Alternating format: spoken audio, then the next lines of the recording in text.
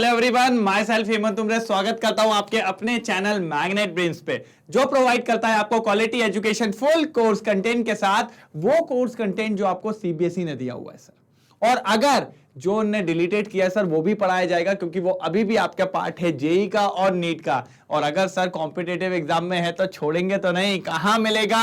Magnet brains पे मिलने वाला है। ठीक है, चलिए सर, कहां तक पहुंच चुके थे सर? क्लास 11 की केमिस्ट्री चल रही थी, स्ट्रक्चर ऑफ एटम। सर बहुत ज्यादा इंपॉर्टेंट टॉपिक, खत्म नहीं हो रहा है सर, क्योंकि चैप्टर इतना बड़ा है।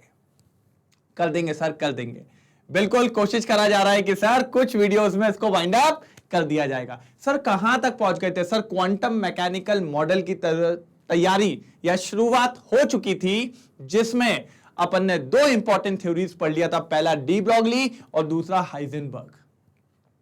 डी ब्रॉगली साहब गुस्सा हो गए थे, आपको पता ही है कि लाइट को दोनों दे दिए, पार्टिकल को दोनों नहीं दे रहे, और अपनी बात मनवा ली थी कि जब भी एक माइक्रोस्कोपिक पार्टिकल कभी एक v वेलोसिटी से दौड़ लगा रहा है, उसके पास कुछ मास m है, तो डेफिनेटली वो अपने पीछे एक वेव एसोसिएट करता हुआ चल रहा है, उसको मैटर वेव या फिर डी ब्रॉगली वेव कहते हैं।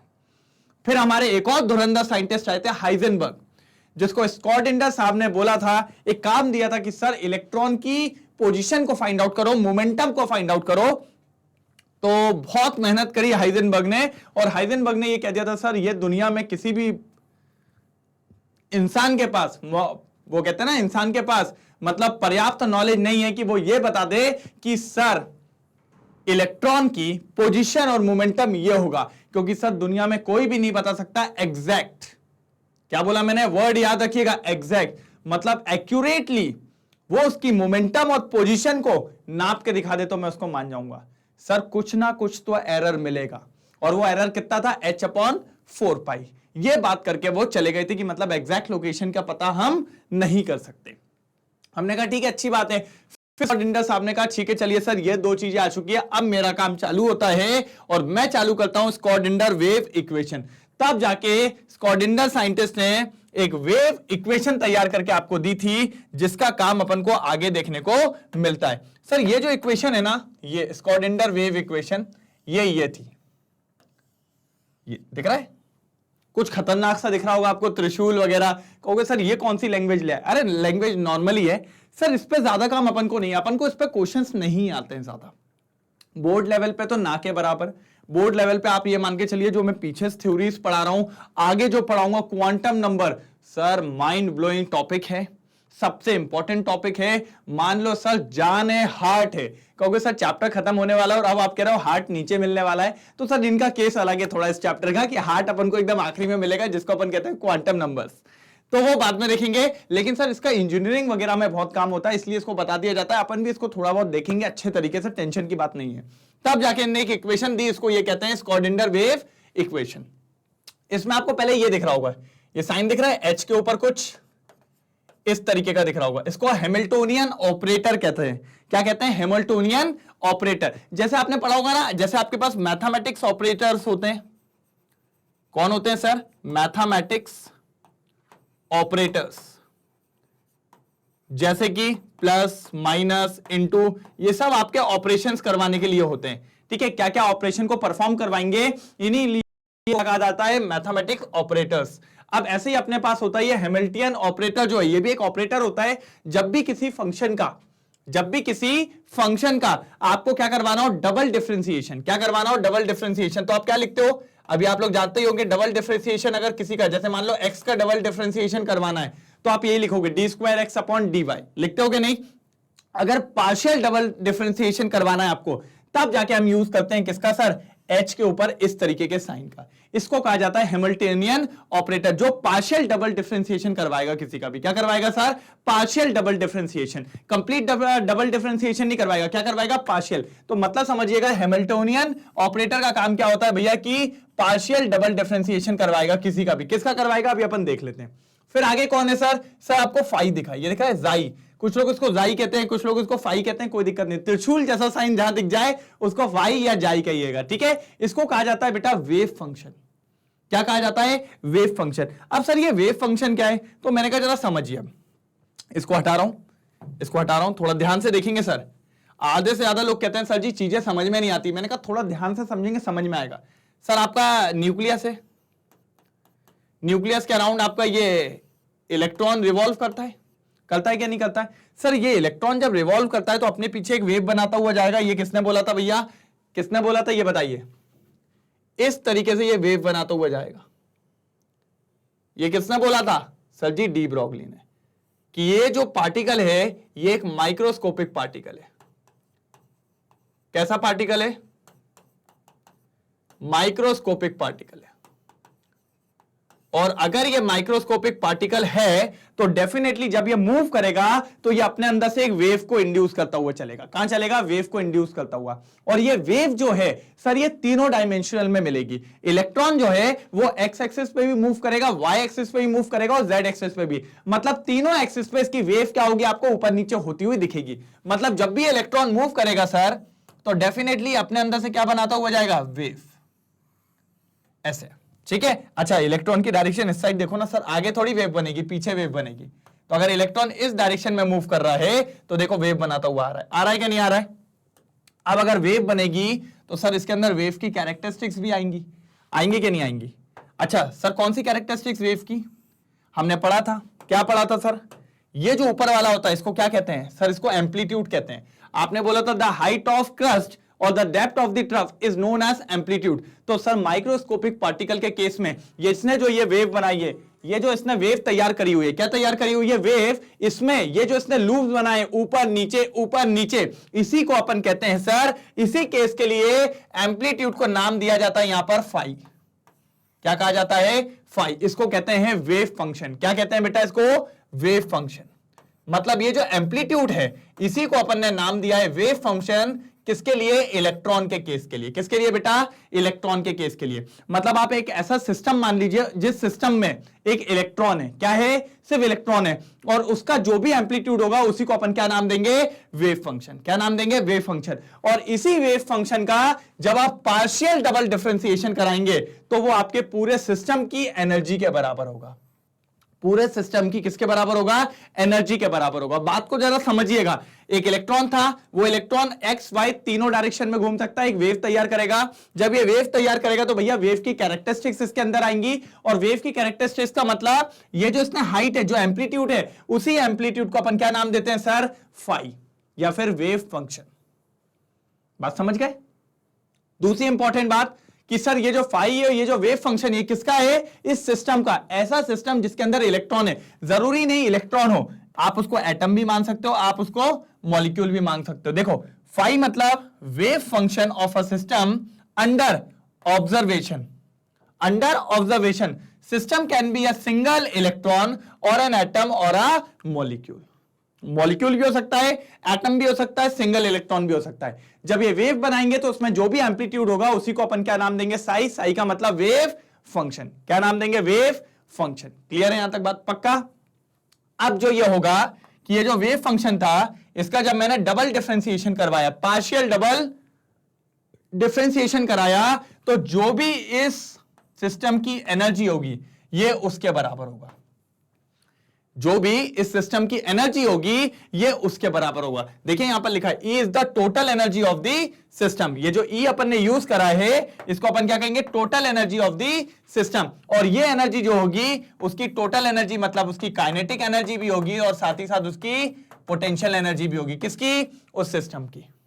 और सिस्टम के अंदर अगर इलेक्ट्रॉन है तो इनडायरेक्टली ये किसकी एनर्जी है? इलेक्ट्रॉन की एनर्जी है। इलेक्ट्रॉन की काइनेटिक एनर्जी, इलेक्ट्रॉन की पोटेंशियल एनर्जी। कोई दिक्कत की बात तो नहीं है?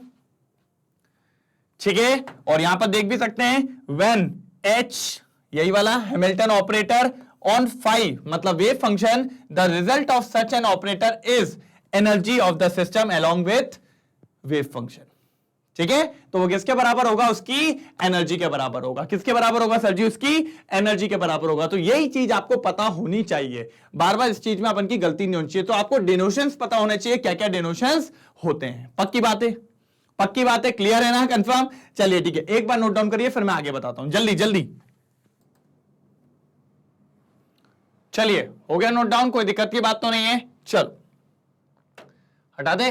ठीक, ये देखिए सर, यही अपनी मेन इक्वेशन थी। यही थी ना अपनी मेन इक्वेशन? ये अपना हैमिल्टन ऑपरेटर, साथ ही साथ अपना वेव फंक्शन, ये अपना total energy of the system और ये भी अपना वेव फंक्शन। अब देखिए हैमिल्टन ऑपरेटर, ये देखिए sir Hamilton operator partial double differentiation, देखिए ये कर रहा है क्या नहीं कर रहा है, और इसके साथ कुछ कांस्टेंट भी है, जरूरी नहीं है कि सिर्फ अपने क्या ये भैया वेव फंक्शन का ये करेगा, पार्शियल डबल डिफरेंशिएशन तो हो ही रहा है और किसका हो रहा है, वेव फंक्शन का, साथ ही साथ कुछ कांस्टेंट भी यूज होते हैं सर, सारे कांस्टेंट अपन नहीं बताएंगे यहां पर, लेकिन कुछ कांस्टेंट यहां पर यूज होते हैं। फिर अपना सिंपल सी बात है, अगर ये बात करें अपनी टोटल एनर्जी, यही देखिए टोटल एनर्जी किस किसकी, अपनी ये देखिए ये काइनेटिक एनर्जी, अपनी potential energy, kinetic energy plus potential energy equals to total energy of the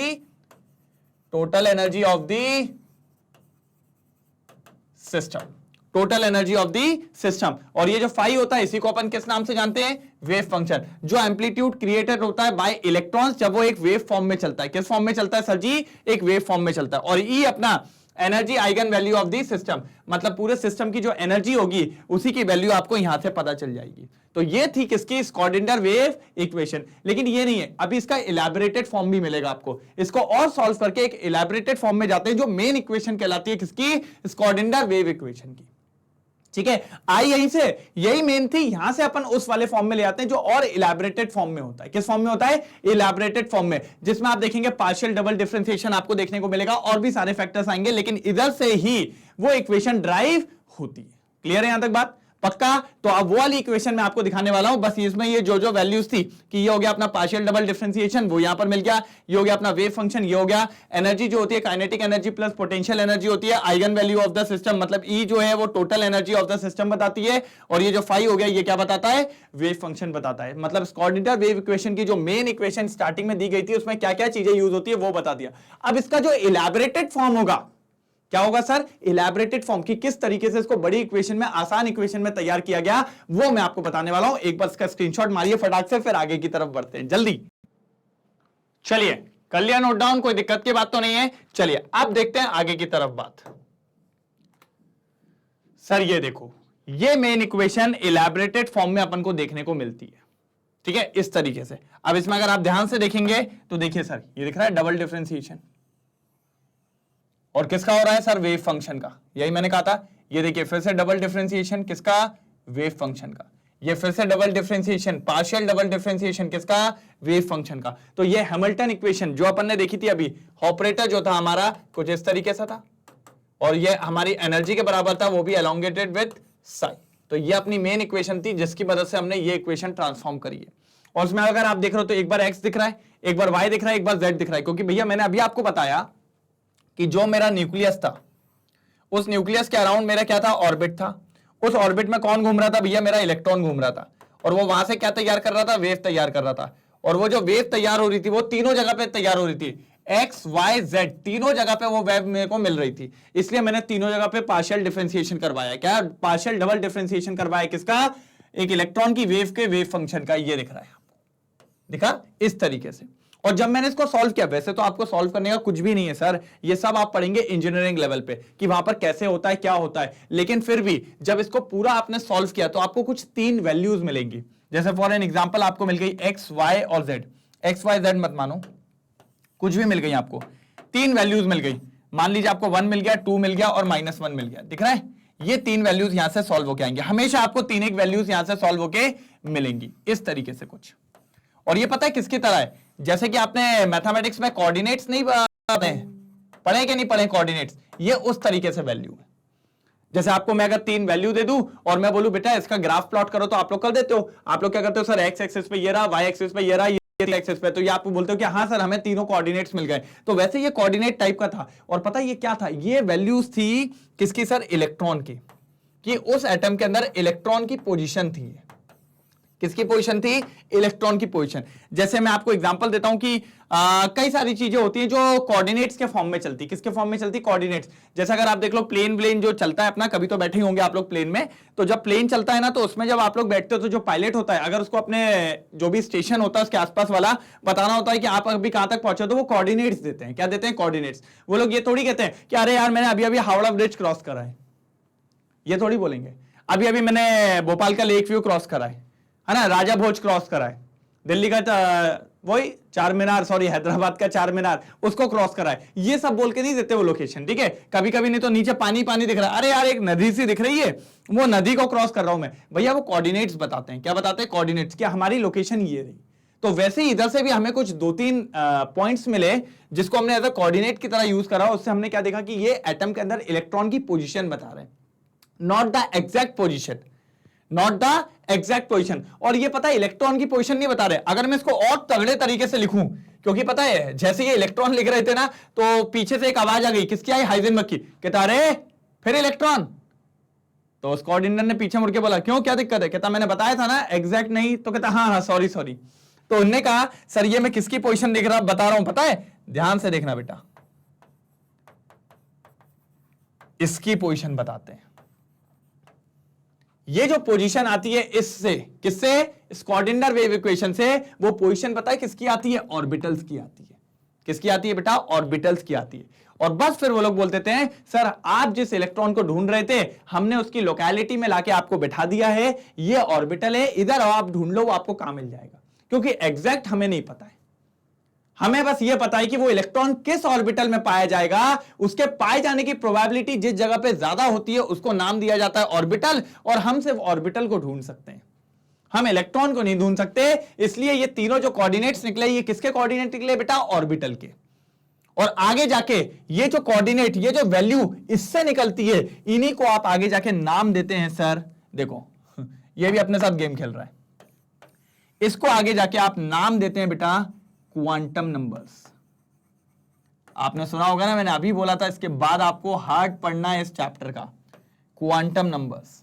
तो ये जो 3 वैल्यूज निकाली है, 3 चीजें निकाली आपने, इन्हीं को अपन ने क्या नाम दिया? Quantum numbers. कुछ लोग को डाउट हो रहा होगा सर हम लोग ने तो स्कूल में थोड़ा सा मैडम चिल्ला चिल्ला के पढ़ा रही थी, तो पूरा तो दिमाग में नहीं गया, थोड़ा बहुत गया था जब हमने पढ़ा कि 4 टाइप के क्वांटम नंबर होते हैं। आपने तो 3 ही बताए, आपने तो 3 ही बताए, हमें गिनती आती है 1 2 3। एक कहां गया? मैंने कहा वो लेट आया था, मैंने कहा था वो लेट आया था, इसलिए वो अभी नहीं आया।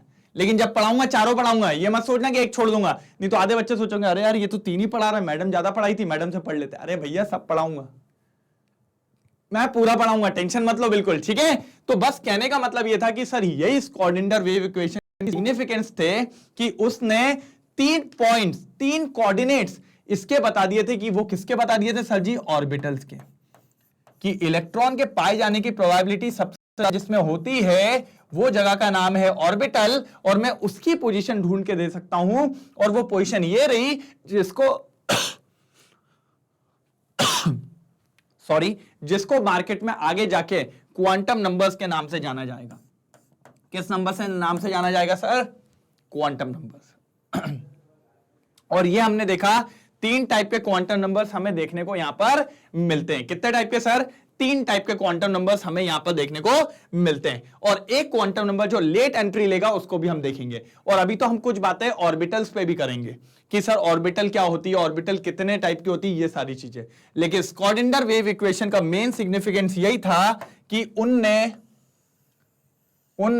जहां पर इलेक्ट्रॉन सबसे ज्यादा पाया जाता है, जिसको ऑर्बिटल नाम दिया जाता है, उसकी पोजीशन को सही सही लोकेट कर दिया था। किसकी पोजीशन को? ऑर्बिटल की। क्योंकि अगर ऑर्बिटल मिल गया तो इलेक्ट्रॉन उसके अंदर ही पाया जाएगा। क्योंकि इलेक्ट्रॉन की पोजीशन कोई लोकेट नहीं कर सकता। यह बात हमें हाइजेनबर्ग ने बता दी थी कि हम एग्जैक्टली इलेक्ट्रॉन की पोजीशन नहीं बता सकते, लेकिन प्रोबेबिलिटी है कि भैया वो किसके अंदर पाया जाएगा? ऑर्बिटल के अंदर। प्रोबेबिलिटी इस चीज की है कि भैया हम उसकी एग्जैक्ट नहीं पता कर सकते, लेकिन ये तो पता कर सकते हैं ना संभावित जगह उसकी क्या होगी। और वह संभावित जगह का नाम था ऑर्बिटल। वो मैं पता करके दे सकता हूं। तो वो कोऑर्डिनेट्स आपने निकाल के दे दिया इन कोऑर्डिनेट्स की मदद से। और इन्हीं कोऑर्डिनेट्स को नाम दिया क्वांटम नंबर 1, क्वांटम नंबर 2 और क्वांटम नंबर 3। एक क्वांटम नंबर मिसिंग है, जो क्वांटम नंबर हेमंत सर आपको लास्ट में बताएंगे, चौथा वाला, ठीक है। तीनों भी बताएंगे और वो भी बताएंगे, लेकिन उससे पहले अपन ऑर्बिटल्स पे भी बात करेंगे। तो सर आगे के लेक्चर और मजेदार होने वाले हैं। मैंने आपसे वादा किया सर बहुत जल्द मैं इस टॉपिक को खत्म करूंगा, लेकिन आगे के लेक्चर्स को हल्के में मत लेना।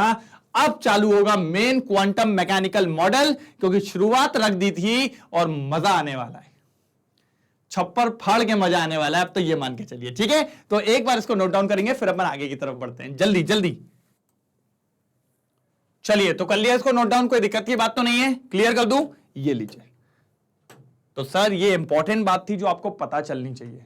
तो आज ऑर्बिटल के बारे में अपन खत्म कर चुके, ऑर्बिटल के बारे में देख चुके हैं। अब अगला वीडियो यही आएगा कि अपन के पास किस तरीके की ऑर्बिटल्स होती है और कितने टाइप की ऑर्बिटल्स देखने को मिलती है, और उसके बाद फाइनली मिलने वाला हूं आपसे राइट क्वांटम नंबर्स पे, और जिसमें अपन ने बात करी कि 3 क्वांटम नंबर्स आप बताएंगे और चौथा हेमंत सर ही पढ़ाएंगे, तो वो देखेंगे सर मजा आएगा, क्योंकि अब तो टॉपिक चालू हुआ है, क्योंकि अब तो एटम की सबसे बढ़िया पोजीशन पे अपन बात करने वाले हैं। अच्छा, बहुत से लोग ये बोलते हैं सर एटम को ढूंढ क्यों रहे हो, सॉरी इलेक्ट्रॉन को क्यों ढूंढ रहे हैं, हम तो एटम में रहते। तो मैंने कहा बाबू एक बात समझो, आपको ये पता है न्यूक्लियस है, न्यूक्लियस के अंदर कौन है भैया, न्यूट्रॉन है, प्रोटॉन है, पोजीशन ढूंढना तो है नहीं। फिर आपको पता है एटम कैसा है, एटम गोल है ये भी आपको पता है, लेकिन आपको अभी क्या नहीं पता है, इलेक्ट्रॉन की पोजीशन। इसलिए बात चल रही है सर इलेक्ट्रॉन की पोजीशन पे, क्योंकि जो ऑर्बिट है ना सर, ऑर्बिट में तो रहता है, ये बात तो कंफर्म है, लेकिन ऑर्बिट बहुत बड़ी है, ऑर्बिट छोटी नहीं है, जैसे आपका शहर नहीं है वैसा है ऑर्बिट। तो सर ऑर्बिट में आप नहीं सोच सकते कि ऑर्बिट के अंदर है, भैया ऑर्बिट के अंदर भी बहुत सारी जगहें हैं, हमने देखा था ना, सबशेल पे बात होने वाली है। और अभी तो एक और वर्ड सामने आया, ऑर्बिटल ऑर्बिटल ऑर्बिटल। अब ये लोग कौन है भाई, अपन का तो दिमाग ही खराब हो गया है कि कितने सारे वर्ड लेके आ रहे हो। आप टेंशन मत लो, एक के बाद एक जमाऊंगा बढ़िया तरीके से, टेंशन की बात बिल्कुल नहीं लेना है, ठीक है।